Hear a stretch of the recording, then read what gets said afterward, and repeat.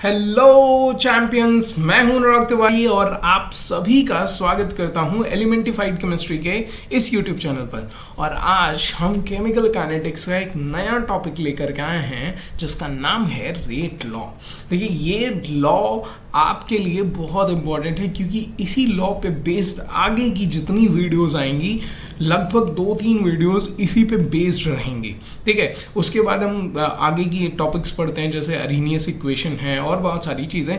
लेकिन जैसे मैंने बताया था, एक टॉपिक बताया था zero order reaction, order of reaction, molecularity, pseudo order reaction या फिर first order reaction, second order reaction. तो ये सारी चीज़ें डिपेंड होंगी, इसी वीडियो पे डिपेंड होंगी। ठीक है, रेट लॉ पे डिपेंड होंगी क्योंकि यहीं से एक्सप्रेशन बनता है और उसी एक्सप्रेशन को हम वन बाय वन अलग अलग ऑर्डर ऑफ रिएक्शन के लिए सॉल्व करते हैं।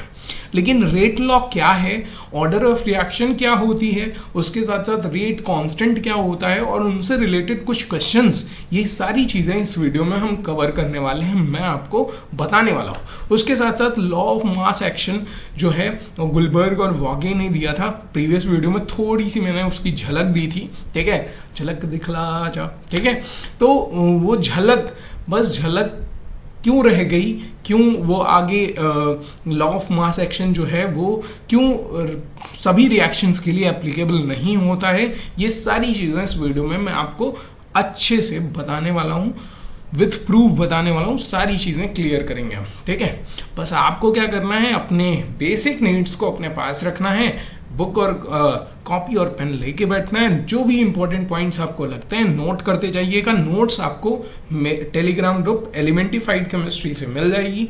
ठीक है, बाकी बातें बाद में करेंगे, अभी स्टार्ट कर लेते हैं इसको। ठीक है, तो हो तैयार, करोगे वार। चलिए तो स्टार्ट करते हैं आज का हमारा topic, that is rate law, क्योंकि dependence of rate on concentration यही पढ़ना था।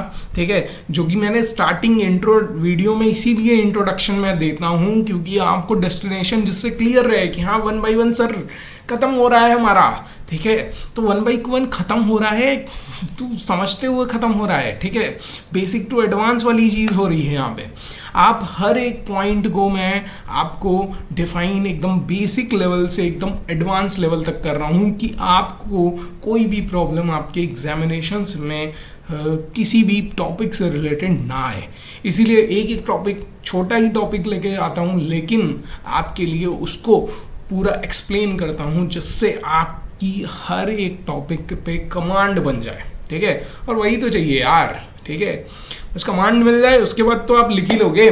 ठीक है, अपनी चीज़ों को डिफाइन तो कर लोगे। ठीक, समझ में आया? तो चलिए स्टार्ट करते हैं हमारा रेट लॉ। ये सारी चीज़ें हमने बहुत अच्छे से पढ़ ली हैं। फैक्टर्स अफेक्टिंग, अगर आपने नहीं देखा है वो वीडियो तो ज़रूर जाके देखिए क्योंकि वहाँ वो उससे रिलेटेड क्वेश्चंस आते हैं भी एक्चुअल में। Questions factors affecting the rate of reaction, इससे क्वेश्चन आते हैं। Temperature dependency, pressure dependency, surface area dependency, catalyst dependency. ठीक है, इन सभी से और कंसंट्रेशन से तो क्वेश्चन आएंगे ही आएंगे क्योंकि यहाँ पे कंसंट्रेशन जो है, ये मैंने बताया था प्रीवियस वीडियो में बताया था कि कंसंट्रेशन से ही लिंक करके मैं रेट लॉ अच्छे से डिफाइन करूँगा। ठीक है, और वही करना है हमें। ठीक है, तो प्रीवियस वीडियो में थोड़ी सी झलक दिखाई थी ना, तेरी झलक सरफी। ठीक है, तो उसी से हम रिलेट करके अब आगे ये हमारा नया टॉपिक रेट लॉ डिफाइन करने वाले हैं। लेकिन उससे पहले समझ लो कि रेट लॉ है क्या।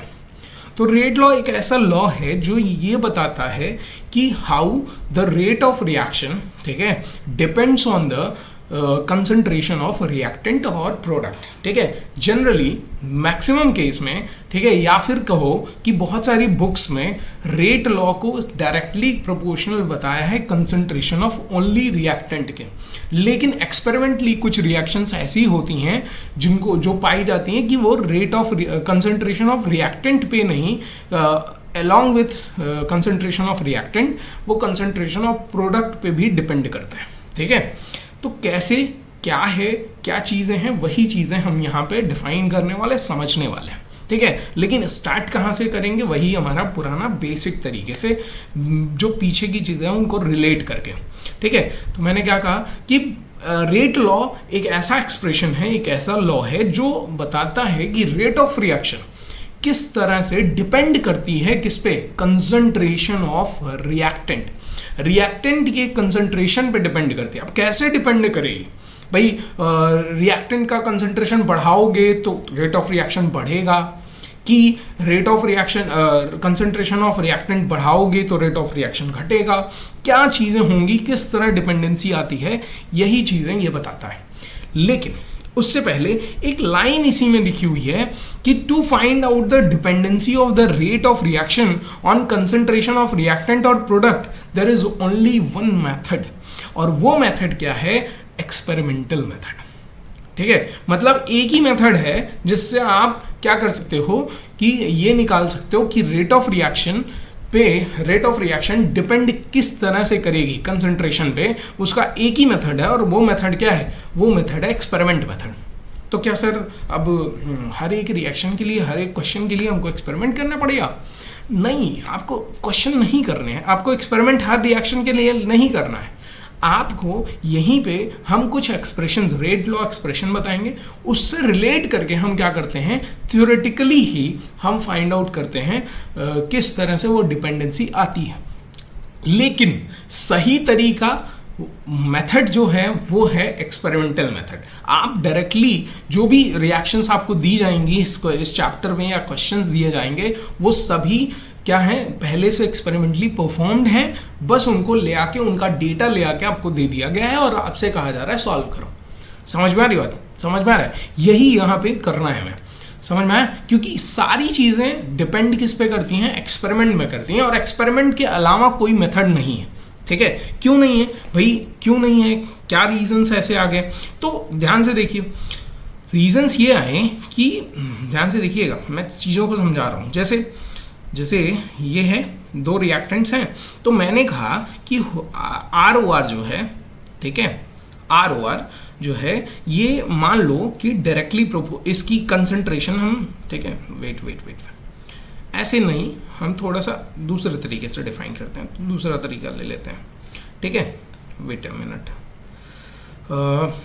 मैं दूसरा तरीका ले लेता हूँ, ऐसे बताता हूँ कि मान लो हमने कंसंट्रेशन A का ले लिया, ठीक है, और कंसंट्रेशन A का बढ़ा रहे हैं, तो हमें क्या दिख रहा है कि रेट ऑफ रिएक्शन जो है वो 4 टाइम्स बढ़ रही है। कितना बढ़ रही है? 4 टाइम्स। मुझे क्या दिखा कि 4 टाइम्स बढ़ रही है। ठीक है, फिर उसके बाद क्या किया हमने B की कंसंट्रेशन स्टार्ट की। B की कंसंट्रेशन हम जब बढ़ा रहे हैं तो हमें क्या दिख रहा है, B की कंसंट्रेशन, ठीक है, तो B यानी सेकंड रिएक्टेंट जो है उसकी कंसंट्रेशन जब हम बढ़ा रहे हैं तो हमें दिख रहा है कि जो हमारा रेट ऑफ रिएक्शन है, रेट ऑफ रिएक्शन, ठीक है, ये डिक्रीज हो रहा है, 9 टाइम्स डिक्रीज हो रहा है। क्या हो रहा है? 9 टाइम्स डिक्रीज हो रहा है। ठीक है, जो भी है, तो ये पूरा ये डिपेंडेंसी बता रहा है कि नहीं भाई, कि आपने एक रिएक्टेंट के रेट को एक तरफ बढ़ा रहे हो तो रेट ऑफ रिएक्शन बढ़ रही है, और एक तरफ दूसरे रिएक्टेंट के रेट को कंसंट्रेशन को अगर बढ़ा रहे हो तो रेट ऑफ रिएक्शन घट रही है। वहीं कुछ केसेस ऐसे भी आ जाएंगे कि रेट ऑफ रिएक्शन, ठीक है, ऐसा भी केस आता है। ठीक है भाई, ये एक्सपेरिमेंटल मेथड क्यों कहा जा रहा है? क्योंकि थ्योरेटिकल तरीका ही नहीं निकाला गया। ठीक है, तरीका ही नहीं निकाल पाया कोई कि हम डायरेक्टली कंसंट्रेशन और किसको, रेट ऑफ रिएक्शन को रिलेट कर सकें। ठीक है, विदाउट एक्सपेरिमेंटल डेटा, थ्योरेटिकली। ठीक है, तो ये भी देखा गया कि कुछ रिएक्शंस में कि अगर हम क्या कर रहे हैं, कंसंट्रेशन ऑफ रिएक्टेंट बढ़ा या घटा रहे हैं, कुछ भी कर रहे हैं, तो वो किसी भी तरह से रेट ऑफ रिएक्शन को कोई भी इफेक्ट नहीं कर रहा है, मतलब उस पर कोई चेंजेस नहीं आ रहे हैं, रेट ऑफ रिएक्शन पे कोई चेंज ही नहीं आ रहा है। ठीक है, तो क्या माना जाए भाई? डायरेक्टली प्रोपोर्शनल भी नहीं ले सकते, क्योंकि डायरेक्टली प्रोपोर्शनल क्यों नहीं ले सकते? क्योंकि कहीं कहीं घट रहा है, कहीं बढ़ रहा है, और कहीं तो डिपेंडेंसी ही नहीं आ रही है। तो भाई ना तो डायरेक्टली प्रोपोर्शनल ना तो इनवर्सली प्रोपोर्शनल, किसी भी तरह नहीं लिख सकते। ठीक है, तो यहाँ से ये कंफर्म किया गया कि भाई जो भी आपकी डिपेंडेंसी है वो किस तरह निकाली जा सकती है, वो एक ही तरीका है उसका, और वो है एक्सपेरिमेंटल मेथड। ठीक है, समझ में आया? तो वहाँ से रेट लॉ एक्सप्रेशन दिया गया, और एक रेट लॉ एक्सप्रेशन का यूज़ करके हम क्या करते हैं, अलग अलग रिएक्शंस के लिए रेट लॉ एक्सप्रेशन लिखते हैं, और उन पे डिपेंडेंसी, ठीक है, रेट की डिपेंडेंसी जो है किस पे, आपके चाहे रिएक्टेंट हो चाहे प्रोडक्ट हो, किस तरह से डिपेंडेंसी आती है वो हम डिफाइन करते हैं। ठीक है, जनरली रिएक्टेंट के लिए ही रिएक्टेंट की कंसंट्रेशन पे ही डिपेंड करता है। कुछ केसेस ऐसे आते हैं, भाई ये केमिस्ट्री है तो एक्सेप्शन होगा, तो यहाँ पे कुछ ऐसी रिएक्शन आती हैं जहाँ पे कंसंट्रेशन ऑफ प्रोडक्ट पे डिपेंड करता है रेट ऑफ रिएक्शन। ठीक है, वो रिएक्शन में लास्ट में आपको बताऊंगा। ठीक है, लेकिन अभी इतना समझ में आया कि भाई रेट लॉ जो है वो क्या डिफाइन करेगा, डिपेंडेंसी किसकी, रेट ऑफ रिएक्शन की, किस पे, कंसंट्रेशन ऑफ रिएक्टेंट पे। ठीक है, लेकिन उसका तरीका एक ही है और वो तरीका क्या है, एक्सपेरिमेंटल मेथड, उसके अलावा कोई तरीका नहीं है। मतलब कि हम रिएक्शन पे इसका ये थ्योरेटिकल मेथड है। अब हम क्या करते हैं, अब यहाँ हम एक्सपेरिमेंट करने गए। ठीक है, और एक्सपेरिमेंटल मेथड से एक्सपेरिमेंट से हमें क्या मिला, एक्सपेरिमेंट से हमें मिला कि जो रेट ऑफ रिएक्शन है, ठीक है, रेट ऑफ रिएक्शन है वो इंक्रीज कर रही है। कब, 2 टाइम्स इंक्रीज कर रही है, जो हमारा एक्सपेरिमेंटल डेटा मिल रहा है। ठीक है, एक्सपेरिमेंटल, वेट अ मिनट, इस थोड़ा सा राइटिंग खराब हो जाएगी नहीं तो।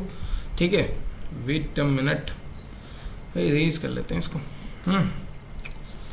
तो मैंने क्या कहा कि एक्सपेरिमेंटल डेटा, मान लीजिए एक्सपेरिमेंटल डेटा से हमें क्या मिल गया, ये मिल गया कि ये जो पॉइंट है, वेट,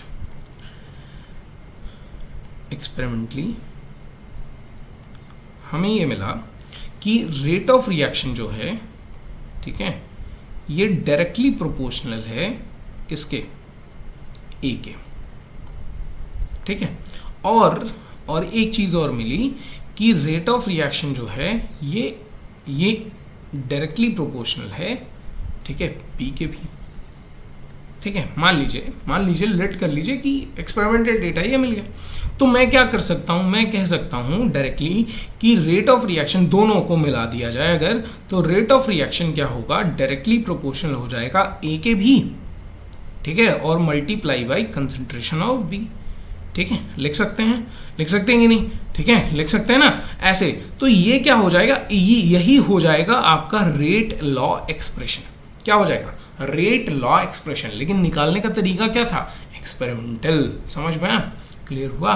ठीक है, तो इसी तरह से एक्सपेरिमेंटल। अब कहोगे सर एक्सपेरिमेंट तो करने जाएंगे नहीं हर रिएक्शन में, ठीक है, तो आपको डेटा दिया रहेगा, कितनी डिपेंडेंसी है वो आपको डेटा क्वेश्चंस में दिया रहेगा। ठीक है, और क्वेश्चंस के जब दिया रहेगा तो आपको केवल और केवल क्या करना है कि कंसंट्रेशन कितना डबल करेंगे तो कितना रेट ऑफ रिएक्शन में चेंज आएगा, और ट्रिपल करेंगे तो कंसंट्रेशन को ट्रिपल कर रहे हैं तो कितना चेंज आएगा। ठीक है, लेकिन वो दिया रहेगा कितनी डिपेंडेंसी है। समझ में आया, क्लियर हुई, नहीं क्लियर हुई तो आगे अभी बढ़िए तब क्लियर होगा। ठीक है, लॉ ऑफ मास एक्शन।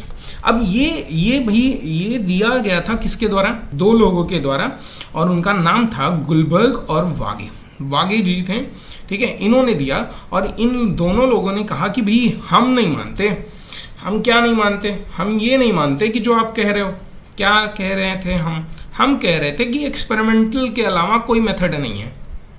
हम क्या कह रहे हैं भाई, एनसीईआरटी भी कहती है एक्सपेरिमेंटल के अलावा कोई मेथड नहीं है क्या करने का, डिपेंडेंसी डिफाइन करने का।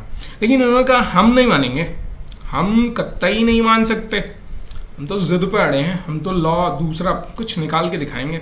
तो इन्होंने निकाल के दिखाया लॉ ऑफ मास एक्शन। इन्होंने कहा कि अगर मान लो कोई रिएक्शन है, ठीक है, जैसे ये रिएक्शन यहाँ पे हो रही है कि 2a + 3b और रिएक्ट करके ये बना रहे हैं c।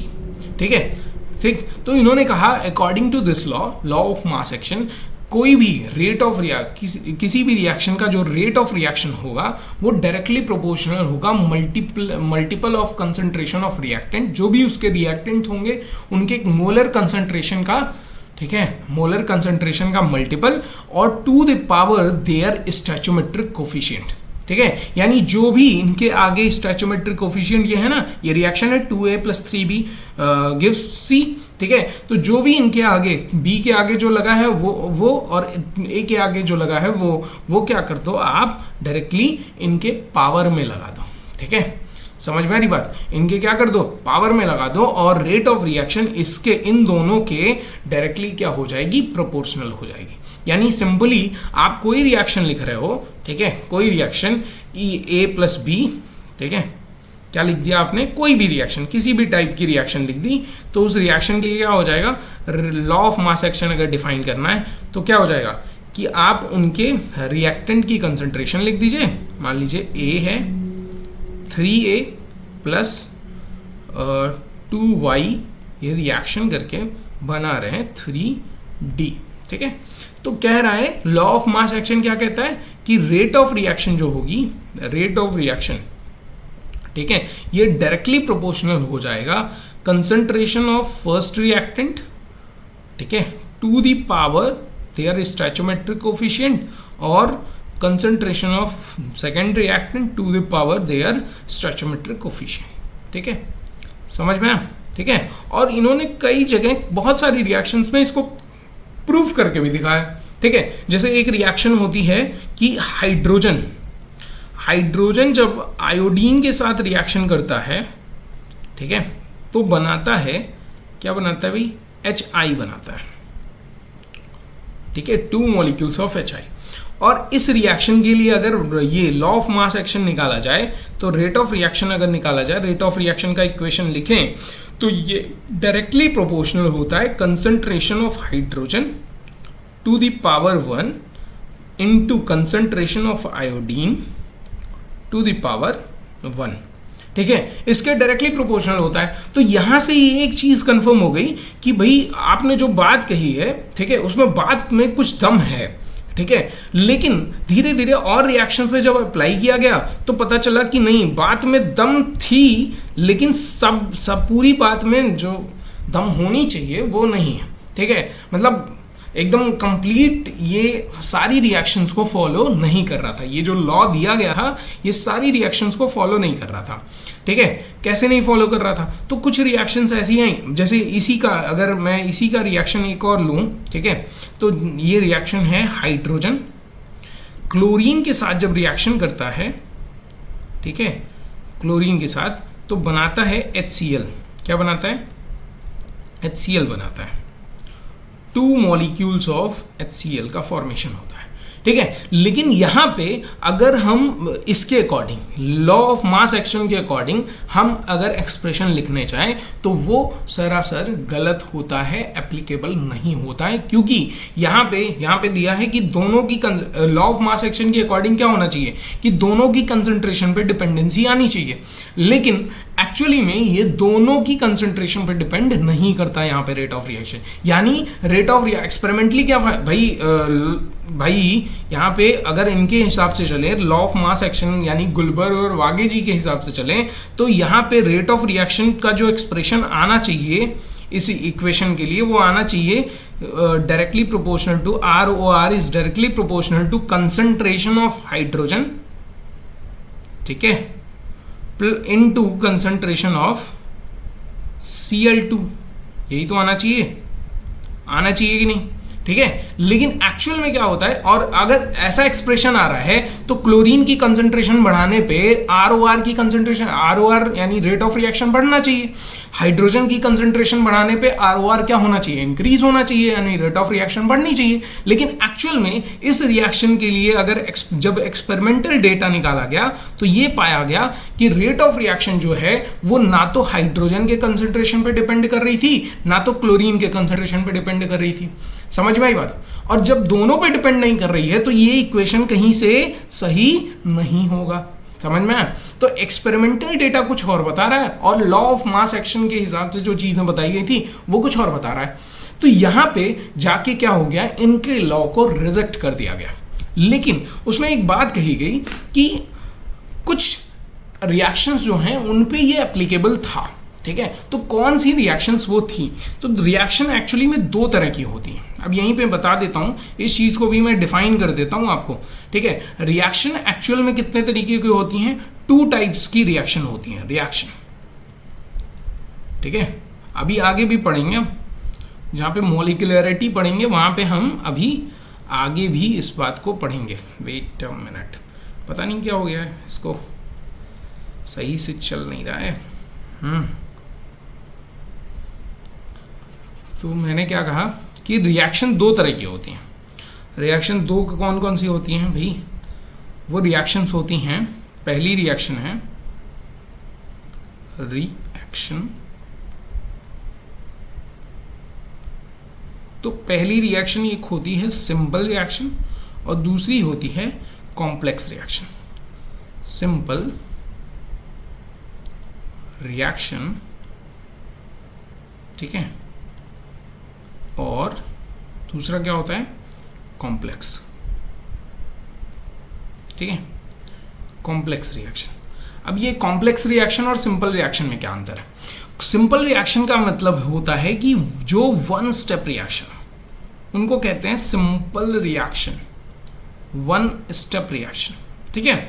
और जो मल्टीपल स्टेप रिएक्शन होगी, ठीक है, कैसी? मल्टीपल, बहुत सारे स्टेप्स में होगी, ठीक है, वो कहलाती है, वो क्या कहलाती है? वो कहलाती है हमारा कॉम्प्लेक्स रिएक्शंस, ठीक है। बहुत सारी ऐसी रिएक्शंस होती हैं जो मल्टीपल स्टेप में होती हैं, ठीक है, बहुत सारी ऐसी रिएक्शंस होती हैं जो मल्टीपल स्टेप्स में होती हैं। तो जितनी भी मल्टीपल स्टेप्स में रिएक्शन होती हैं वो एक्चुअली में कैसी होती हैं? कॉम्प्लेक्स रिएक्शन कहलाती हैं। मल्टीपल, एक्चुअली पता नहीं क्या हो गया है, मल्टीपल, ये थोड़ा सा भी इधर उधर नहीं हो रहा है, मल्टीपल स्टेप्स यहाँ पे,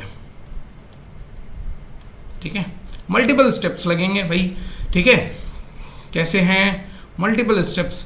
तो मल्टीपल स्टेप रिएक्शन होंगी कॉम्प्लेक्स रिएक्शंस। और ये सिंपल रिएक्शंस क्या होती हैं? सिंपल रिएक्शंस को और भी नाम दिया जाता है, जैसे एलिमेंट्री रिएक्शन भी बोला जाता है।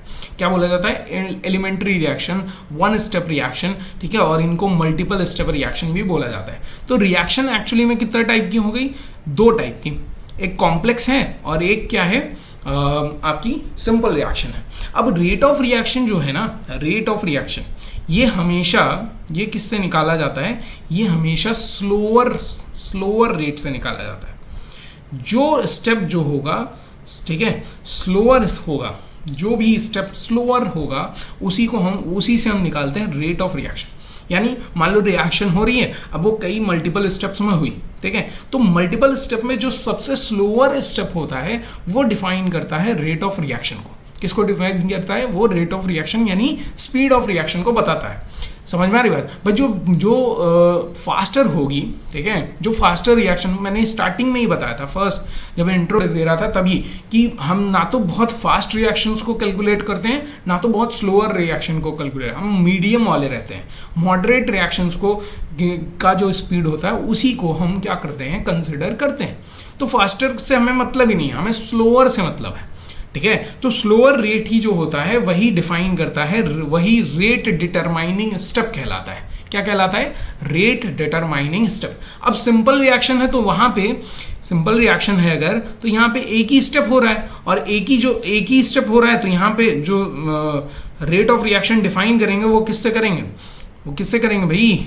वो करेंगे उसी स्टेप से, जो एक स्टेप हो रहा है उसी से डिफाइन करेंगे। समझ में आ रही बात? तो यहाँ के लिए तो कोई दिक्कत नहीं है। लेकिन जब हम बात करते हैं किसकी? कॉम्प्लेक्स की। किसकी बात करते हैं? कॉम्प्लेक्स की। अब मान लो कॉम्प्लेक्स में क्या हुआ कि कई सारे स्टेप में रिएक्शन हुई, तो एक जो रिएक्शन होगी उसमें वो क्या होगी? स्लोअर रेट से होगी, और जो स्लोअर रेट से होगी वही रेट डिटरमाइनिंग स्टेप होता है, उसी को हम वहीं से हम कैलकुलेट करते हैं स्पीड ऑफ रिएक्शन। समझ में? क्लियर हुई? तो रिएक्शन समझ गए, दो टाइप के रिएक्शंस होती हैं, सिंपल रिएक्शन और कॉम्प्लेक्स रिएक्शन। सिंपल रिएक्शन मतलब वन स्टेप रिएक्शन, ठीक है, और हमेशा रेट ऑफ रिएक्शन कहाँ से डिफाइन होता है? स्लोअर रेट से, ठीक है, स्लोअर रिएक्शन, ठीक है, स्लोअर रेट से ही हम हम क्या कहते हैं? रेट डिटरमाइनिंग स्टेप कहते हैं। क्या कहते हैं? जहाँ पे रिएक्शन स्लोअर रेट से हो रही होगी वहाँ वही होता है रेट डिटरमाइनिंग स्टेप, ठीक है, रेट वहीं से डिटरमाइन करते हैं। अब ये कॉम्प्लेक्स रिएक्शन क्या होती हैं? मल्टीपल स्टेप्स में होती हैं, और मल्टीपल स्टेप में जब होंगी तो यहाँ पे जो सबसे स्लोअर रिएक्शन होगी, स्लोअर स्टेप होगा, वही क्या होगा? रेट डिटरमाइनिंग स्टेप हो जाएगा उस रिएक्शन का। लेकिन भाई हमें कैसे पता चलेगा कि कितने स्टेप में हो रही है? ठीक है, तो उसके लिए हमको मैकेनिज्म जानना पड़ेगा। मैकेनिज्म पढ़ेंगे हम लास्ट में, ठीक है, लास्ट में मैकेनिज्म मैं बताऊंगा आपको। लेकिन अभी ये समझो, ठीक है, कि इसको अप्लीकेबल नहीं किया गया। किसको?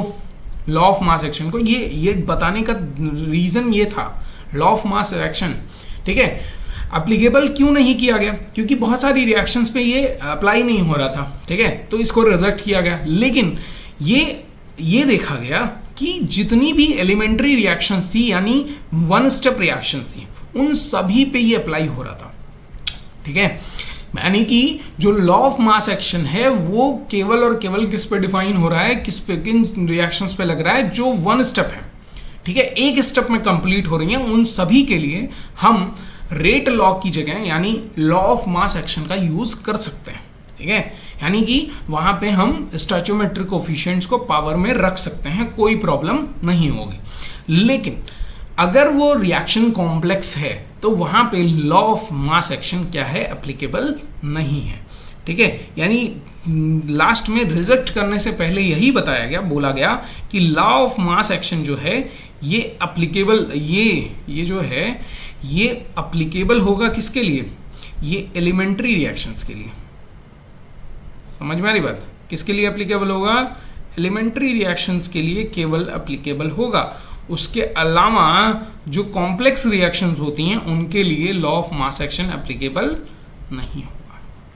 समझ में, एलिमेंट्री रिएक्शन मतलब वन स्टेप रिएक्शन, भाई उसका वन स्टेप ही, जो वन स्टेप रिएक्शन हो रहा है वही सब कुछ बता दे रहा है, और वहीं से हम डिफाइन कर देंगे उसका लॉ ऑफ मास एक्शन, और रेट की डिपेंडेंसी किस तरह से कंसंट्रेशन ऑफ रिएक्टेंट और कंसंट्रेशन ऑफ रिएक्टेंट पे हो रही है, ये वहीं से डिफाइन कर लेंगे। समझ में आया।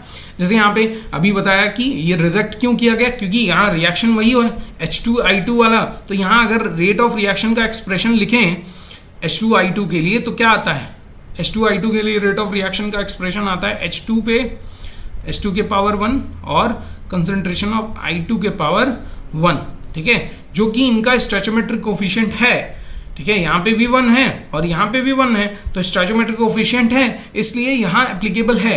लेकिन जब हम बात करेंगे इस रिएक्शन की तो इसका एक्सपेरिमेंटली, भाई लॉ ऑफ मास एक्शन के अकॉर्डिंग, ठीक है, लॉ ऑफ मास एक्शन के अकॉर्डिंग जो एक्सप्रेशन आना चाहिए इसका, वो आना चाहिए क्या, ROR is directly proportional to concentration of hydrogen, अभी पीछे लिखा था concentration of hydrogen into concentration of chlorine, ये आना चाहिए। लेकिन जब एक्सपेरिमेंटल डेटा इसका निकाला जाता है, ठीक है, एक्सपेरिमेंटल डेटा, तो आता है कि ROR इज डायरेक्टली प्रोपोर्शनल, यानी rate of reaction is directly proportional to concentration of hydrogen के पावर 0 और कंसंट्रेशन ऑफ क्लोरीन के पावर 0, ठीक है। यानी कि ये रिएक्शन जो है, ये जो इक्वेशन, ये जो रिएक्शन है हमने लिखा है क्लोरीन प्लस किसका, क्लोरीन प्लस हाइड्रोजन का, और HCl का फॉर्मेशन हो रहा है।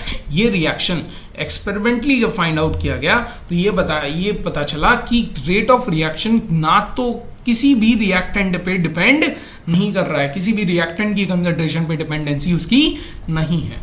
समझ में, इसीलिए क्या कर दिया गया था, लॉ ऑफ मास एक्शन को एप्लीकेबल नहीं किया गया था। समझ में, लेकिन एलिमेंट्री रिएक्शंस पे एप्लीकेबल हैं, आप एलिमेंट्री रिएक्शंस के लिए इनका यूज कर सकते हैं। समझ में, क्लियर हुई, आगे बढ़ें नेक्स्ट। तो वही डिपेंडेंसी हम डिफाइन कैसे करें, तो रेट लॉ ने रेट एक्सप्रेशन निकाला। अब रेट एक्सप्रेशन क्या है, रेट एक्सप्रेशन की मान लो आपको ये रिएक्शन दी हुई है A+2B और गिव्स 3C, ठीक है, तो इससे हम रेट लॉ एक्सप्रेशन लिखते हैं, और वो रेट लॉ एक्सप्रेशन क्या बनता है, रेट लॉ एक्सप्रेशन बनता है कि रेट A+2B गिव्स 3C, ठीक है, rate is directly proportional to concentration of A to the power X और concentration of B to the power Y। अब ये X क्या है, Y क्या है, तो भाई लॉ ऑफ मास एक्शन में क्या कहा जा रहा था कि भाई वो डायरेक्टली, उन्होंने कहा गुलबर्ग और वागे जी ने क्या कहा कि डायरेक्टली आप स्टोइचोमेट्रिक कोफिशिएंट जो हो उन्हीं को लेकर रख दो। लेकिन कुछ रिएक्शंस में हमने देखा कि स्टोइचोमेट्रिक कोफिशिएंट्स नहीं आ रहे थे, ठीक है, डिपेंडेंसी तो आ रही है, ठीक है, लेकिन केवल और केवल खेल किसका है, इन्हीं X और Y यानी जो पावर्स हैं, स्टोइचोमेट्रिक कोफिशिएंट्स हैं, इन्हीं का है, ठीक है, ये Y X और पावर में जो वैल्यूज हैं इन्हीं का है, स्टोइचोमेट्रिक कोफिशिएंट्स का नहीं है, इन पावर में जो वैल्यूज हैं इन्हीं का है। ये पावर में वैल्यूज अगर 0 हैं तो ऑब्वियस सी बात है कि रेट ऑफ रिएक्शन कंसंट्रेशन पर डिपेंड नहीं करेगी।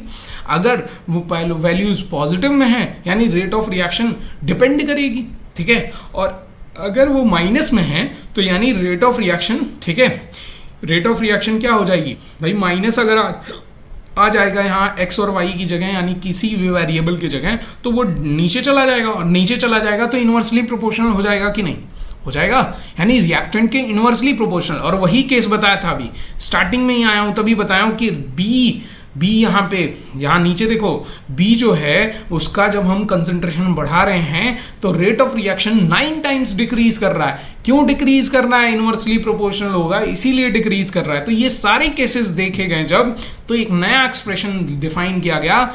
नया एक्सप्रेशन क्या है, नया एक्सप्रेशन बनाया गया बहुत सारे अलग अलग मेथड्स लेके कि रेट इज डायरेक्टली यानी rate of reaction is directly proportional to concentration of a to the power x और concentration of b to the power y, where x and y इनको क्या कहते हैं, पहले तो ये याद रखो कि x and y पहला पॉइंट, ठीक है, point number 1, x and y may और may not be, ठीक है, इक्वल टू their stoichiometric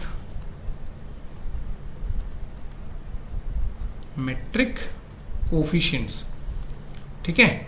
यानी कि जो ये आए हैं, ठीक है, x और y ये इक्वल हो भी सकते हैं नहीं भी हो सकते हैं भाई, कुछ केसेस में तो वो डिफाइन हो रहा था ना, ठीक है, इसीलिए लिखा गया कि भाई x और y, ठीक है, लॉ ऑफ मास एक्शन कुछ केसेस में तो डिफाइन हो रहा था, इसीलिए लिखा गया कि x और y इक्वल भी हो सकते हैं नहीं भी हो सकते हैं, ठीक है। दूसरी चीज ये x और y क्या है, तो x को डिफाइन करते हैं हम ऑर्डर ऑफ रिएक्शन, ठीक है, order of reaction with respect to क्या, a, ठीक है। और y को क्या कहेंगे, y को कहेंगे ऑर्डर ऑफ रिएक्शन,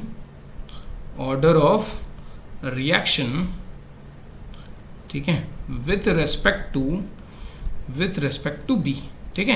यानी जो भी रिएक्टेंट होगा उसी के रेस्पेक्ट में वो ऑर्डर ऑफ रिएक्शन होगी। और ये x और y जो हैं, ये x और y क्या हो सकते हैं, x कैन बी पॉजिटिव, ठीक है, निगेटिव भी हो सकता है, जीरो भी हो सकता है, फ्रैक्शन भी हो सकता है, ठीक है। और सेम y के लिए भी वही चीज होगी कि ये भी क्या हो सकते हैं, निगेटिव भी हो सकते हैं, पॉजिटिव भी हो सकते हैं और फ्रैक्शन भी हो सकते हैं। समझ में आ रही बात, क्या हो सकते हैं भाई, निगेटिव, पॉजिटिव, फ्रैक्शन, कुछ भी हो सकता है। समझ में आ रही बात, ठीक है, फ्रैक्शन में भी आ सकता है, ठीक, समझ में आया। अब इन्हीं x और यहीं से, ठीक है, पहले तो यहाँ पे लिखा भी है दीज वेरिएबल्स मे और may not be equal to their stoichiometric coefficient and the expression is known as rate law expression. और इसी एक्सप्रेशन को हम क्या कहते हैं, रेट लॉ एक्सप्रेशन कहते हैं। समझ में क्लियर हुई। अब यही यहाँ पे हम क्या करते हैं, क्या करें, इसी इक्वेशन में आगे बढ़ें तो ये प्रोपोर्शनलिटी का साइन हटाते हैं और प्रोपोर्शनलिटी का साइन हटा के क्या लगता है, इक्वल का साइन अगर लगाएंगे तो r इज इक्वल टू हो जाता है k, एक्सप्रेशन जो आएगा वो आएगा k, ठीक है, प्रोपोर्शनलिटी हटा के proportionality constant k a to the power x और b to the power y, ठीक है। अब यहाँ पे k क्या है, तो k होता है, k को ही कहते हैं रेट कांस्टेंट। क्या कहते हैं, रेट कांस्टेंट, ठीक है। यानी समझ गए, तो रेट कांस्टेंट मैंने बताया था ना कि यहीं पे डिफाइन करने वाला हूँ रेट कांस्टेंट क्या होता है। तो जब हम रेट एक्सप्रेशन किसी भी रिएक्शन के लिए रेट एक्सप्रेशन लिखते हैं तो उसमें प्रोपोर्शनलिटी का साइन हटा के जो कांस्टेंट आता है उसी को कहा जाता है रेट कांस्टेंट, या फिर इसी का एक दूसरा नाम है वेलोसिटी कांस्टेंट। क्या बोलते हैं भाई, वेलोसिटी कांस्टेंट, ठीक है, ये भी बोला जाता है, स्पेसिफिक रेट कांस्टेंट भी बोला जाता है, ठीक है, ये भी याद रखिएगा। तो हमारा फाइनल जो रेट लॉ एक्सप्रेशन आता है बन के, वो आता है ये R इज इक्वल टू के, दैट इज R क्या है, रेट ऑफ रिएक्शन, K क्या है, रेट कांस्टेंट, वेलोसिटी कांस्टेंट या फिर स्पेसिफिक रेट कांस्टेंट, और A क्या है, A concentration of A, concentration of B, X क्या है, order of reaction with respect to A, जिसके पावर में रहेगा उसके रेस्पेक्ट में हम लिखेंगे। B क्या है, ऑर्डर ऑफ रिएक्शन, Y क्या है, order of reaction with respect to B, और X और Y can be positive, negative, zero और फ्रैक्शन, ये सभी हो सकते हैं। उसके अलावा जब हम क्या करेंगे, इन्हीं x और y को क्या कर लेते हैं, ऐड, तो ये इक्वल होता है n के, किसके इक्वल होता है, n के, और इसी ऑर्डर n को कहते हैं ऑर्डर ऑफ रिएक्शन। क्या कहते हैं, इसी n को कहेंगे हम ऑर्डर ऑफ रिएक्शन कहते हैं भैया। ठीक है, कहीं कहीं ये लिखा रहता है ओवरऑल ऑर्डर ऑफ रिएक्शन, ठीक है, लेकिन आपको क्या पढ़ना है, आपको पढ़ना है ऑर्डर ऑफ रिएक्शन, यानी जो भी पावर आए हैं कंसंट्रेशन के पावर, ठीक है, कंसंट्रेशन में जो भी पावर्स आए हैं उन्हीं पावर्स को कंप्लीटली ऐड कर दीजिए, तो जो वैल्यू आएगी वो n के इक्वल होगी, और वही n क्या कहलाता है, ऑर्डर ऑफ रिएक्शन कहलाता है। ठीक है, क्या कहलाता है, ऑर्डर ऑफ रिएक्शन। समझ में आया, समझ में आया, रेट लॉ से ही दोनों चीजें निकली हैं, क्या क्या, रेट कांस्टेंट भी और ऑर्डर ऑफ रिएक्शन भी। समझ में आया, क्लियर हुई, कोई दिक्कत परेशानी नहीं है। अब ये ऑर्डर ऑफ रिएक्शन निकलेगी कैसे, तो ये हर एक क्वेश्चन के लिए आपको दिया रहेगा, ठीक है, समझ में आ रही बात, मेंशन रहेगा क्वेश्चन में, हर एक क्वेश्चन में, ठीक है, समझ में आ रही बात। और अगर मेंशन नहीं है तो वो कोई ना कोई ऐसा तरीका देंगे जिससे आप थ्योरेटिकली ये order of reaction find out कर सको। अब इससे रिलेटेड क्वेश्चंस लगाएंगे तो आपको क्लियर हो जाएगा, क्रिस्टल क्लियर हो जाएगा, ठीक है। लेकिन यहाँ तक चीज़ें समझ गए, क्लियर हुई बातें। रेट एक्सप्रेशन लिख लेंगे। रेट लॉ एक्सप्रेशन क्या है, R इज इक्वल टू, किसी भी रिएक्शन के लिए R is equal to K A to the power X B to the power Y। मान लीजिए रिएक्शन यहाँ पे हमने दूसरी कोई दे दी, मान लो हमने लिख दिया, ठीक है, हमने लिख दिया यही नाइट्रोजन वाला ही लिख दें कि नाइट्रोजन रिएक्शन कर रहा है हाइड्रोजन के साथ और बना रहा है NH3, अमोनिया बना रहा है, ठीक है। तो इसके लिए रेट एक्सप्रेशन लिखो, रेट लॉ एक्सप्रेशन। तो रेट इज इक्वल टू हो जाएगा K concentration of nitrogen to the power X और concentration of hydrogen to the power Y, और यहाँ पे X और Y में और may not be equal to their stoichiometric coefficients. समझ में आ रही बात, समझ में आ रहा है, ठीक है। तो इक्वल भी हो सकते हैं, नहीं भी हो सकते हैं, ठीक है। और यही X और Y का जो एडिशन आएगा वो N के इक्वल होगा, और N क्या बताता है, ऑर्डर ऑफ रिएक्शन को डिफाइन करता है। समझ में आ गया, क्लियर हुई, यहाँ तक की बातें क्लियर हुई। आगे बढ़ें, कोई दिक्कत, किसी को परेशानी नहीं है, आगे बढ़ते हैं। नेक्स्ट है हमारा एक क्वेश्चन, सिंपल सा साधारण सा क्वेश्चन। अब देखो यहाँ पे कह रहा है एक रिएक्शन आपको दी गई है, ठीक है। अब रिएक्शन के थ्रू, ठीक है, रिएक्शन के थ्रू यहाँ पे दिया हुआ है कि order of reaction with respect to A कितना है, 2, order of reaction with respect to B कितना है, -1, ठीक है। समझ में आया, ये कैसे निकाला गया होगा, विथ रिस्पेक्ट टू कैसे निकाला गया होगा, तो ये एक्सपेरिमेंटल डेटा है, एक्सपेरिमेंटली निकाला गया होगा, ठीक है। कैसे निकाला गया होगा भाई, तो देख लीजिए, ऐसे निकाला गया होगा। मान लीजिए, ठीक है, कि यही इसी रिएक्शन के लिए मान लीजिए हमने ROR निकाल लिया, ठीक है, और यहाँ पे कंसंट्रेशन ऑफ A ले लिया।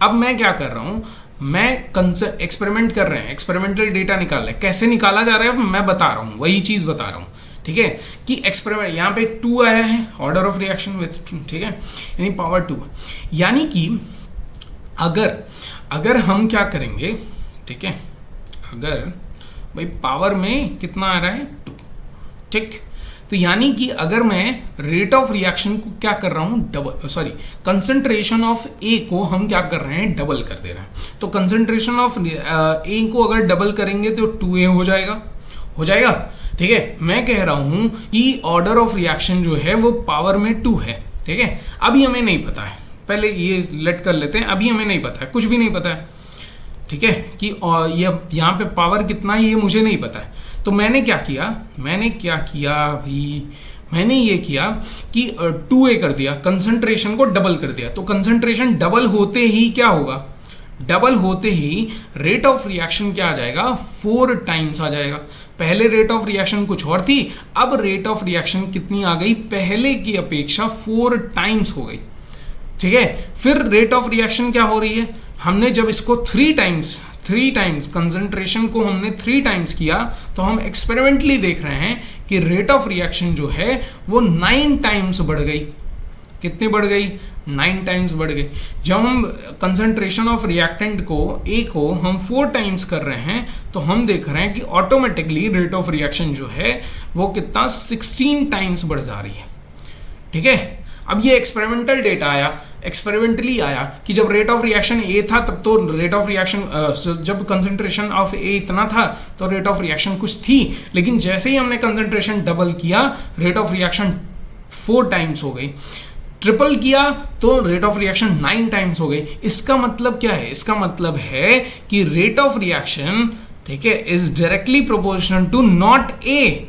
अगर ए के डायरेक्टली प्रोपोर्शनल होता तो जितना ये बढ़ाते उतना ही ये बढ़ता, लेकिन यहाँ क्या कर रहे हैं, हम डबल कर रहे हैं तो वो 4 गुना उसका डबल बढ़ रहा है कि नहीं। तो यानी कि रेट ऑफ रिएक्शन इसके डायरेक्टली प्रोपोर्शनल होगा, लेकिन कंसंट्रेशन ऑफ रिएक्टेंट के पावर कितना होगा, 2।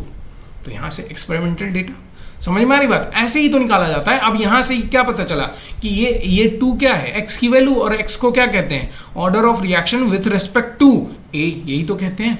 ऐसे ही इसका भी निकाला गया होगा। ठीक है, समझ में आ रही बात। ऐसे ही अब कहोगे सर -1 वाला तो बता दो, आपने तो 2 टाइम्स वाला तो बहुत अच्छे से डिफाइन कर दिया सर, अब -1 वाला कैसे निकाला गया होगा। तो समझो ना, समझो कि देखो ध्यान से, मैं यहीं पे बताता हूँ, नीचे ही बताता हूँ। ठीक है, ध्यान से देखिए, हमने कहा कि मान लो B की कंसंट्रेशन हमने इंक्रीज की। ठीक है, तो हमें एक्सपेरिमेंटली ये देखने को मिल रहा है कि रेट ऑफ रिएक्शन उतने ही टाइम्स क्या होकर जा रही है। मान लीजिए ये पहले कुछ नहीं किया, ठीक है, बी कंसंट्रेशन थी, ROR क्या था, ठीक है, रेट ऑफ रिएक्शन था। ठीक, अब हमने क्या किया कि बी की कंसंट्रेशन 2 टाइम्स कर दी। ठीक है, तो रेट ऑफ रिएक्शन क्या हमें दिखा कि रेट ऑफ रिएक्शन क्या हो जा रहा है, हाफ हो जा रहा है, जितना था उसका हाफ हो गया। ठीक है, कितना हो गया, हाफ हो गया। ठीक है, हमने 3 टाइम्स कर दिया कंसंट्रेशन ऑफ बी को, तो हमें क्या दिखा, एक्सपेरिमेंटली दिखा कि रेट ऑफ रिएक्शन 3 टाइम्स 1/3 हो गया। किसका, जितना पहले था उसका 1/3 हो गया कि नहीं। यानी यहाँ क्या हो रहा है भाई, 1/3 होने का मतलब क्या है कि जैसे जैसे आप ये तो बढ़ाते जा रहे हो, लेकिन जैसे जैसे आप ये कंसंट्रेशन ऑफ बी बढ़ा रहे हो, उतना ही जितना आप कंसंट्रेशन बी में इंक्रीज कर रहे हो, उतना ही रेट ऑफ रिएक्शन क्या हो जा रही है, डिक्रीज कर जा रही है।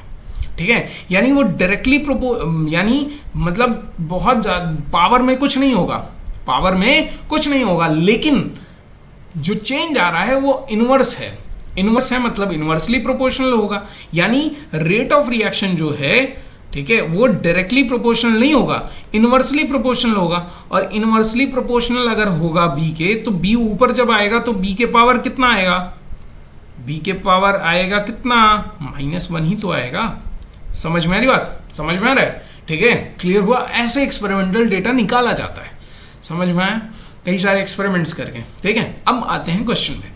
क्वेश्चन क्या कह रहा है कि 2a + b ये रिएक्शन करके 3c बना रहा है, और इसमें ऑर्डर ऑफ रिएक्शन हमने दे दी है कि a के रेस्पेक्ट में 2 है और b के रेस्पेक्ट में -1 है। कह रहा है ऑर्डर ऑफ रिएक्शन बताइए। तो ऑर्डर ऑफ रिएक्शन क्या होती है भाई, ये एक यानी ये जो अगर सोल्यूशन में लिखूं तो ध्यान से देखिएगा, a के रेस्पेक्ट में कितना है, 2 है। a के रेस्पेक्ट में मतलब x की वैल्यू आपको 2 दी हुई है। ठीक है, b के रेस्पेक्ट में -1 है, यानी y की वैल्यू कितनी दी है, -1 दी हुई है। ठीक है, तो हमें क्या निकालना है, order of reaction. Order of reaction क्या होती है, x + y ऐड कर दीजिए, ये इक्वल होता है किसके, n के, और n = क्या हो जाएगा, 2 - 1 हो जाएगा 1। यानी ऑर्डर ऑफ रिएक्शन जो आएगी, वो कितना आएगा, 1 आएगा। तो पहला आंसर आपको मिल गया। ठीक है। अब कह रहा है ए का कंसंट्रेशन आप डबल कर रहे हो तो रेट कैसा होगा। तो अभी दिखाया कि ए की कंसंट्रेशन जब बढ़ा रहे हैं तो रेट ऑफ रिएक्शन क्या हो जा रही है, 4 टाइम्स हो जाएगी। बी की कंसंट्रेशन डबल करोगे तो रेट कैसा होगा, बी की कंसंट्रेशन अगर डबल करेंगे तो रेट ऑफ रिएक्शन क्या हो जाएगी, हाफ हो जाएगी। समझ में आ रहा है, क्योंकि इनवर्सली प्रोपोर्शनल है। ठीक, अगर बी की कंसंट्रेशन हाफ कर रहे हैं, ठीक है, अब देखो इसको घटा दिया तो ये इनवर्सली प्रोपोर्शनल है ना, तो ये 2 टाइम्स बढ़ जाएगा। यानी ये अगर बी की कंसंट्रेशन हम घटा रहे हैं तो ये 2 टाइम्स इंक्रीज कर जाएगा। ध्यान से देखिए यहाँ पे, ठीक है भाई, बी के पावर कितना है, -1, ठीक है ना। यानी बी के पावर हम क्या लिख सकते हैं, इसको हम ये लिख सकते हैं डायरेक्टली, इसी चीज़ को हम क्या लिख सकते हैं, हम लिख सकते हैं 1/, ठीक है, ROR is inversely proportional to 1/B to the power 1/B, ठीक है, इनवर्सली। तो इसको अगर क्या कर रहे हो, कम कर रहे हो, तो ये ऑब्वियस सी बात बढ़ेगा, ठीक है, बढ़ेगा कि नहीं। अब इसको 2 टाइम्स कम कर रहे हो तो ये 2 टाइम्स बढ़ेगा कि नहीं, बढ़ेगा ना, तो ये 2 टाइम्स इंक्रीज हो जाएगा। यानी ROR जो है थर्ड वाले में रेट ऑफ रिएक्शन जो है वो डबल हो जाएगी। समझ में आया, क्लियर हुई। इस तरह से आपको क्वेश्चंस मिलेंगे और आपको इसी तरह से, इसी अनुभव के साथ, इसी तरीके से आपको क्या कर देना है, उनको सॉल्व कर देना है। समझ में आया, क्लियर हुई। और भी क्वेश्चंस आपको बुक्स में मिलेंगे, आपकी NCERT में भी मिलेंगे, वहां से भी सॉल्व करिएगा। नहीं आता है तो हमें कमेंट बॉक्स में कमेंट करके बताइएगा, ठीक है। चलिए अब आते हैं unit of rate, rate law नहीं, रेट कांस्टेंट, ठीक है। यहाँ पे होगा रेट कांस्टेंट। अब ये जो रेट कांस्टेंट है ना, ठीक है, जो मैं अभी बता रहा था कि भाई रेट कांस्टेंट आप सोच रहे थे बहुत हलवा है, बहुत आराम से पता चल गया ना, ठीक है, बहुत आराम से पता तो चल गया है, लेकिन ये रेट कांस्टेंट और ऑर्डर ऑफ रिएक्शन ये बहुत बड़ी चीज़ हैं। इनको अगर आपने अच्छे से नहीं समझा, मतलब कोई अगर अच्छे से नहीं जानता है, तो वही ये पूरा आगे के टॉपिक्स पढ़ना मुश्किल हो जाएगा उसके लिए, ठीक है। तो यूनिट ऑफ रेट कांस्टेंट की हम क्या निकालेंगे, यूनिट निकालेंगे, ठीक है। समझ में आ रही बात। तो रेट ऑफ रिएक्शन, मान लीजिए वही रिएक्शन लिख ली, A+B रिएक्शन करके बना रहे हैं क्या, C बना रहे हैं, ठीक है। तो इसके लिए रेट लॉ एक्सप्रेशन क्या होगा, हाँ लिख सकते हैं। आपको बहुत सारी रिएक्शन लिखनी है और सभी रिएक्शन के लिए रेट लॉ एक्सप्रेशन लिखना है। लिख सकते हो A+B, सब लोग अपने कॉपी में लिख के दिखाओ, ठीक है। मेरे लिखने से पहले आप लिख लीजिए, वीडियो को पॉज करिए और लिखिए, तुरंत लिखिए, ठीक है। क्या बताया था, R = कोई चीटिंग नहीं करनी है, K, ठीक है। Concentration of A to the power कितना, X होगा, concentration of B to the power कितना होगा, Y होगा, और X और Y may not be equal to their stoichiometric coefficients, ठीक है। ये रेट लॉ एक्सप्रेशन हो गया किसके लिए, इस रिएक्शन के लिए, ठीक है। अब मुझे निकालना है unit of rate constant. Rate की यूनिट आपको पता है, कंसंट्रेशन की यूनिट आपको पता है, आपको इसकी यूनिट निकालनी है, यानी K की यूनिट निकालनी है। तो K की यूनिट निकालने के लिए K को साइड में कर लेते हैं। K = आ जाएगा कंसंट्रेशन, सॉरी K = आ जाएगा R अपॉन, यानी rate upon concentration of A to the power X into concentration of B to the power Y आ जाएगा, ठीक है। अब मैंने क्या किया, K = अब यहाँ पे फॉर्मूला K सबकी यूनिट रख देते हैं। K = रेट की यूनिट क्या होती है, रेट की यूनिट होती है मोल पर लीटर, ठीक है, पर सेकंड इंटू सेकंड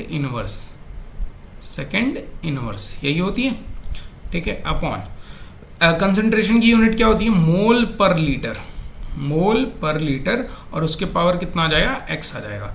यहाँ पे क्या आ जाएगा, मोल पर लीटर, और उसके पावर कितना आ जाएगा, Y आ जाएगा। आ गया, ठीक है। यहाँ से और आगे बढ़े तो यहाँ पे आएगा मोल, ठीक है, पर लीटर इंटू सेकेंड इनवर्स, ठीक है, इंटू सेकेंड इनवर्स अपॉन यहाँ पे मोल पर लीटर, ठीक है। और x और y, भाई यहाँ बेस सेम हो गया तो x और y को ऐड कर दो तो x + y हो जाएगा, और x + y को डायरेक्टली क्या लिख सकते हैं, x प्लस वाई को लिख सकते हैं यहाँ पे n लिख सकते हैं कि नहीं, ऑर्डर ऑफ रिएक्शन लिख सकते हैं कि नहीं, तो यहाँ पे डायरेक्टली मैं लिख दे रहा हूँ n, ठीक है, x प्लस वाई क्या हो जाएगा, n हो जाएगा, तो इज इक्वल टू आया मोल, ठीक है, पर लीटर इनटू सेकेंड इनवर्स, ठीक है, second inverse upon mole per litre पर सेकेंड, एन आया ही था, तो इस स्टेप को चेंज करते हैं, रुकिए 2 मिनट रुकिए, इस स्टेप को चेंज करते हैं, डायरेक्टली मैं फॉर्मूला लिखता हूँ,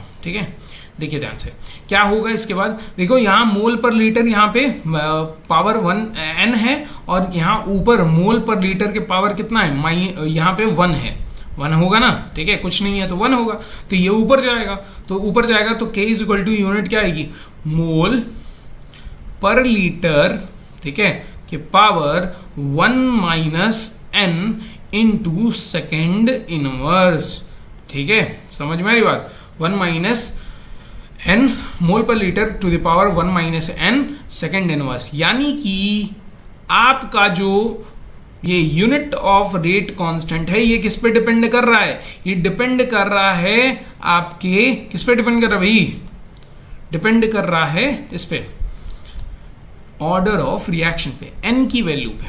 अब n की वैल्यू जैसे जैसे वेरी करेगी, रेट कांस्टेंट का जो यूनिट है वो भी वेरी करेगा, तो देख लेते हैं रेट, ठीक है, order of reaction, order of, यहाँ पे पहले ऑर्डर ऑफ रिएक्शन लिखते हैं और फिर रेट कांस्टेंट की यूनिट लिखते हैं, ठीक है, ध्यान से देखिए, ठीक, क्योंकि ये इंपॉर्टेंट है भाई, कई सारे क्वेश्चंस दे देता है, डायरेक्टली आपको यूनिट दे देगा और यूनिट से कहेगा ऑर्डर ऑफ रिएक्शन बताओ, तो आपको अगर यूनिट पता है, ठीक है, यूनिट निकालना आ रहा है रेट कांस्टेंट का, तो आप आराम से ऑर्डर ऑफ रिएक्शन डिफाइन कर सकते हैं। जैसे देखिए ध्यान से, अभी समझ में आ जाएगा मैं क्या कह रहा हूँ, ऑर्डर ऑफ रिएक्शन, ठीक है, ऑर्डर ऑफ रिएक्शन, ठीक है, ऑर्डर ऑफ रिएक्शन इधर लिख लेते हैं और यहाँ यूनिट लिख लेते हैं, क्या लिख लेते हैं, यूनिट, ठीक, ध्यान से देखिए, अब ध्यान से देखिए, मान लीजिए ऑर्डर जो है, पहला ऑर्डर जो है वो 0 है, ठीक है, कितना है, 0 ऑर्डर, जो 0 ऑर्डर रिएक्शन, ठीक है, तो 0 ऑर्डर के लिए यूनिट क्या हो जाएगी, या n की वैल्यू, 0 ऑर्डर के लिए भाई n की वैल्यू क्या हो जाएगी, n इज इक्वल टू हो जाएगा 0, और n की वैल्यू अगर 0 हुई तो यहाँ पे वैल्यू क्या आ जाएगी, यूनिट क्या आ जाएगा, मोल per litre into second inverse, समझ में आई बात, सेकेंड इनवर्स, ये वैल्यू आ जाएगी, ठीक है, और ये वैल्यू आ रही है, यानी यूनिट यहाँ पे, यूनिट जो रेट कांस्टेंट की यूनिट होगी वो ये हो जाएगी, लेकिन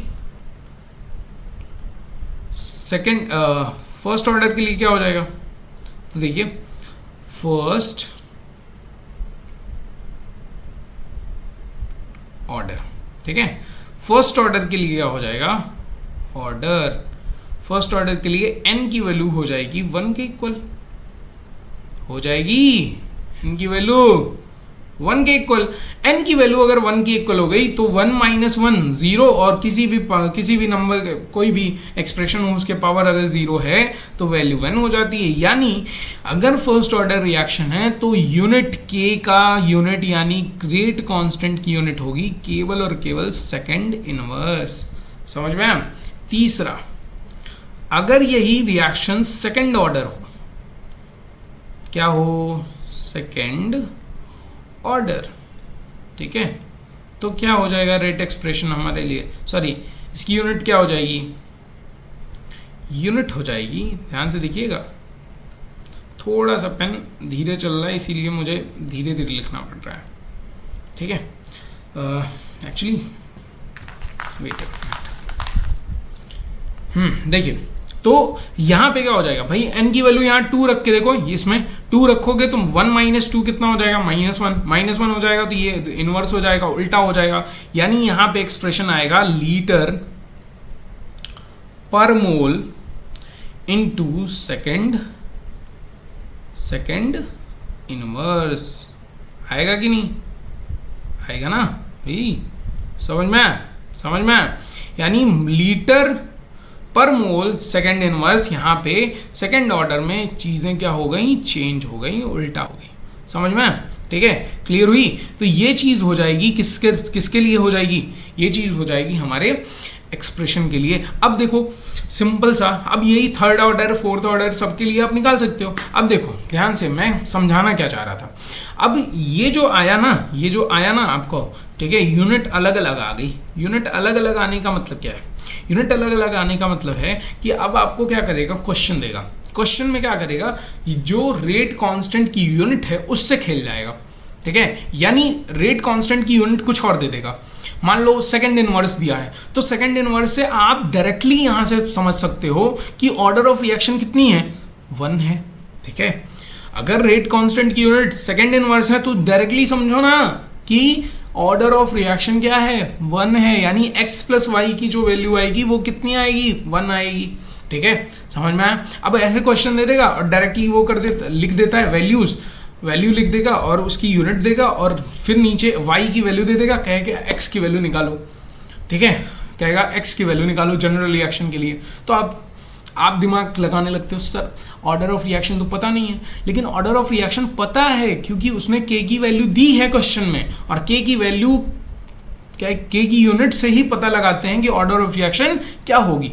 समझ में आया, क्लियर हुई, कोई दिक्कत किसी को परेशानी नहीं है। फोर्थ ऑर्डर के थर्ड ऑर्डर के लिए क्या हो जाएगा, लीटर स्क्वायर पर mole square second inverse.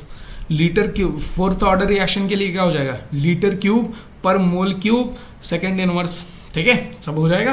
Clear हुई। इस तरह से आपको क्या करना है, रेट कांस्टेंट की यूनिट डिफाइन करनी है। नेक्स्ट आगे बढ़े। अब आते हैं हमारे नए इस क्वेश्चन पे, ठीक है। और इस क्वेश्चन के बाद इस सेशन को हम करेंगे समाप्त। लेकिन इस क्वेश्चन का बड़ा महत्व है, बड़ी मीनिंग है, तो ध्यान से आपको करना है। पहले आप वीडियो पॉज करके इसको सॉल्व कर लेंगे, देन मैं आपको बताऊंगा, ठीक है। तो वीडियो पॉज करिए, जल्दी से सॉल्व करिए। टिक टिक 1, टिक टिक 2, टिक टिक 3, टिक टिक 4, टिक टिक 5, टिक टिक 6।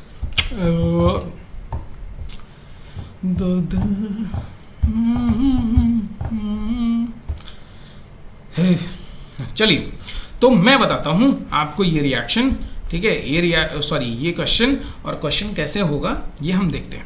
यहाँ पे रिएक्शन दिया है कि x और y, ये 2y रिएक्शन करके 3z बना रहे हैं, और कह रहा है x जो है जिसको जब डबल कर रहे हैं तो हमारा जो ROR है वो 32 टाइम्स बढ़ जा रहा है। भाई y जो है, ठीक है, ये कह रहा है कि y को जब हम ट्रिपल कर रहे हैं तो ROR यानी रेट ऑफ रिएक्शन 9 टाइम्स बढ़ जा रहा है। तो बताइए ऑर्डर ऑफ रिएक्शन क्या होगी। भाई देख लो, मैंने कहा कि ऑर्डर ऑफ रिएक्शन अगर नहीं दी होगी तो कुछ ऐसा दिया होगा जिससे आप थियोरेटिकली कैलकुलेट कर लो, ठीक है। आपको एक्सपेरिमेंट करने नहीं जाना रहेगा, ठीक है। आप थ्योरेटिकली कैलकुलेट कर सकते हो ऑर्डर ऑफ रिएक्शन। तो कैसे करेंगे भाई, ध्यान से देखिए भाई, क्वेश्चन जो दिया है उसी पे चलो, मार्ग पे चलो, ठीक है। पहले तो रेट, क्वेश्चन दिया है तो रेट लॉ यानी रेट लॉ एक्सप्रेशन लिख लीजिए। तो रेट लॉ एक्सप्रेशन हमारा सिंपल सा हो जाएगा, यहाँ आर ले लेते हैं इसको, ठीक है, यहाँ पे इसको आर ले लेते हैं, मतलब मेन जो रिएक्शन का रेट है वो आर से डिफाइन हो रहा है। R इज इक्वल टू होगा कि x concentration of x to the power x concentration of y to the power y, small y, ठीक है। अब कह रहा है कि नया रेट जो आ रहा है, ठीक है, वो 32 टाइम्स हो जा रहा है। कब, जब हमने क्या किया, कंसेंट्रेशन ऑफ x को डबल कर दिया यानी 2x कर दिया, ठीक है, टू द पावर x ही रहेगा और y to the power y ही रहेगा। इसमें तो कोई चेंज होगा नहीं, y में तो कोई चेंज होगा नहीं। कहा है कि जब आपने x की कंसंट्रेशन डबल की है तो ROR 32 टाइम्स हो जा रहा है। तो x को हमने डबल कर दिया, भाई x था 2x कर दिया, y में कोई चेंजिंग नहीं की है, ठीक है। तो हमारा रेट ऑफ रिएक्शन क्या है, रेट ऑफ रिएक्शन 32 टाइम्स आ जा रहा है, ठीक है, 32 टाइम्स ऑफ पिछला वाला रेट ऑफ रिएक्शन आ गया ना, ठीक है। तो यही कर लेते हैं। अब इसको हम फर्स्ट इक्वेशन मान लें, इसको हम सेकंड इक्वेशन मान लें, और दोनों को करते हैं डिवाइड। तो भाई डिवाइड करेंगे, अगर डिवाइडिंग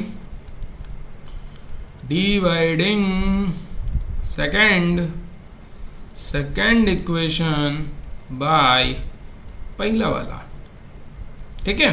तो पहले वाले से अगर डिवाइड कर रहे हैं तो यहाँ पे आ जाएगा r से r कट जाएगा भाई, देख लो ऊपर हो है 32r, नीचे है r, कट जाएगा, k से k कैंसिल आउट हो जाएगा, k अपॉन k, ठीक है, कैंसिल आउट हो गए। Concentration of x to the power x है और अपॉन नीचे 2x to the power x है और नीचे x to the power x है, ठीक है, समझ में आ रही बात। और यहाँ पे concentration of y to the power small y, ठीक, और यहाँ पे भी y to the power small y होगा। यही है, यही सब है ना। अब देख लो ध्यान से, क्या क्या चीज़ें कैंसिल आउट हो जाएंगी। तो कैंसिल आउट ये चीज़ें हो जाएंगी, देखिए ध्यान से भाई, k से k कट गया, r से r कट गया, ठीक है, इससे ये पूरा इससे ये कट जाएगा, ठीक है।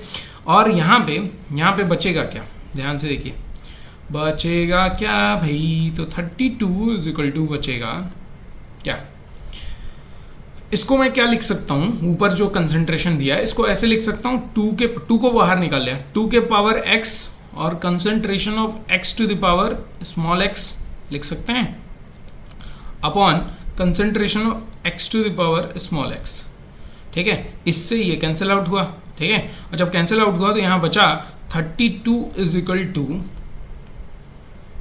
x, 32 इज इक्वल टू क्या आएगा, 2 टू द पावर x, ठीक है। 32 इज इक्वल टू आया यहाँ पे 2 के पावर, भाई x के इक्वल नहीं होगा ना डायरेक्टली, 2 के पावर x के इक्वल हो जाएगा, 2 के पावर x। अब 32 को क्या लिख सकते हैं, 2 के पावर 5 लिख सकते हैं, ठीक है। मैथ्स के स्टूडेंट हैं आप, नहीं मैथ्स के नहीं हो, बायो के हो, तब भी मैथ तो पढ़े होगे 10th तक।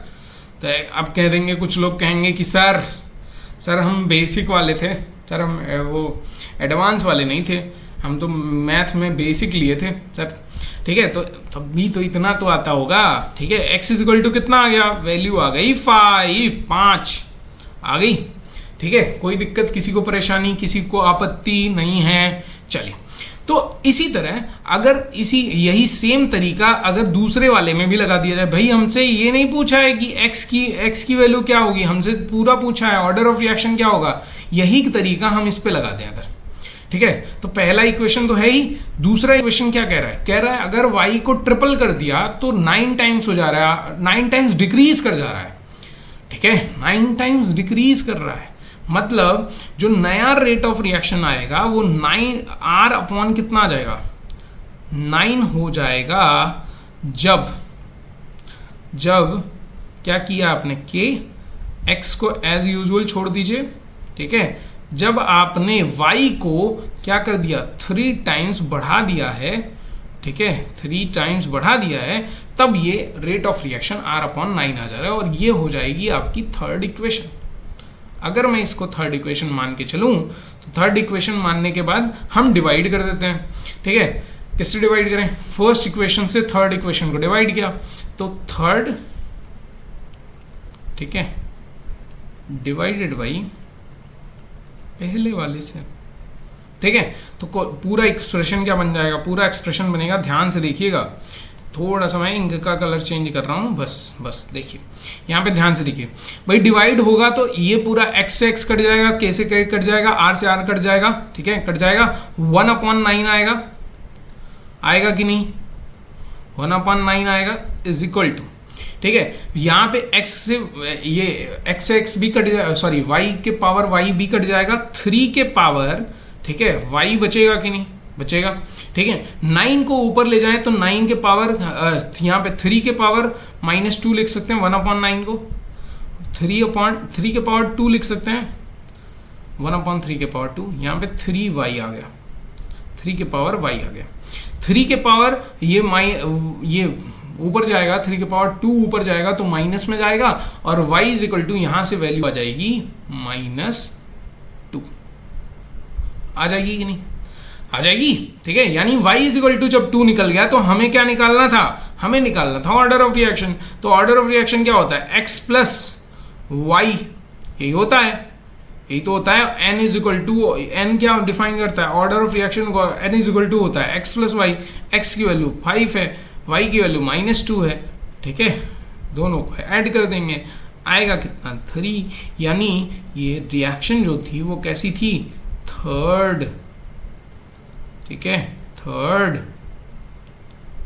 Wait a minute, third order, ठीक है, रिएक्शन।